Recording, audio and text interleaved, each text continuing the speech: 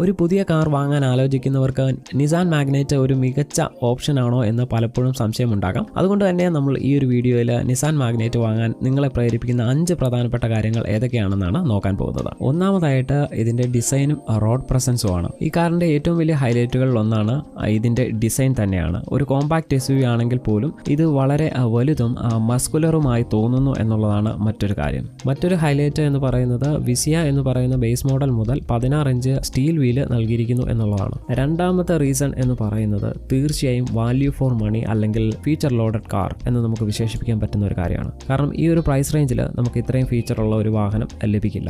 Nissan മാഗ്നൈറ്റിനെ ശരിക്കും വേറിട്ട് നിർത്തുന്നത് അതിന്റെ വില തന്നെയാണ്. ഈ ഒരു സെഗ്മെന്റിൽ വെച്ച് മറ്റു കാറുകളെ താരതമ്യം ചെയ്യുമ്പോൾ മാഗ്നൈറ്റ് വളരെ മത്സരാധിഷ്ഠിതമായ ഒരു വിലയിലാണ് വരുന്നത്. ഒരു 7,30,000 രൂപയ്ക്ക് നിങ്ങൾക്കൊരു കോമ്പാക്ട് SUV സ്വന്തമാക്കാനായിട്ട് സാധിക്കും. മൂന്നാമത്തെ കാരണം ഇതിന്റെ സ്പേഷ്യസ് ക്യാബിനാണ്. ഏകദേശം 336 ലിറ്റർ ബൂട്ട് സ്പേസും പിൻ സീറ്റിൽ നല്ല ലെഗ് റൂമും ഹെഡ് റൂമും 3 പേർക്ക് സുഖമായി യാത്ര ചെയ്യാൻ പറ്റുന്ന രീതിയിലാണ് ഡിസൈൻ ചെയ്തിരിക്കുന്നത്. നാലാമത്തെ ഇതിൻ്റെ മൈലേജ് തന്നെയാണ്. അതായത് 2 എഞ്ചിൻ ഓപ്ഷനുകളാണ് ഇത് അവൈലബിൾ ആയിട്ടുള്ളത്. ഒന്ന് 999cc നാച്ചുറലി ആസ്പിറേറ്റഡ് പെട്രോൾ എഞ്ചിനാണ്. നഗരയാത്രകൾക്ക് അനുയോജ്യമായ രീതിയിലാണ് ഇത് ഡിസൈൻ ചെയ്തിരിക്കുന്നത്. പിന്നെ turbo 1.0 litre turbo petrol engine available ആണ്. നാച്ചുറലി ആസ്പിറേറ്റഡ് ആയിട്ടുള്ള പെട്രോൾ എഞ്ചിൻ ഏകദേശം 19.4 km/ലിറ്റർ മൈലേജും ടർബോ ഏകദേശം 19.9 kmpl മൈലേജും നൽകുന്നു.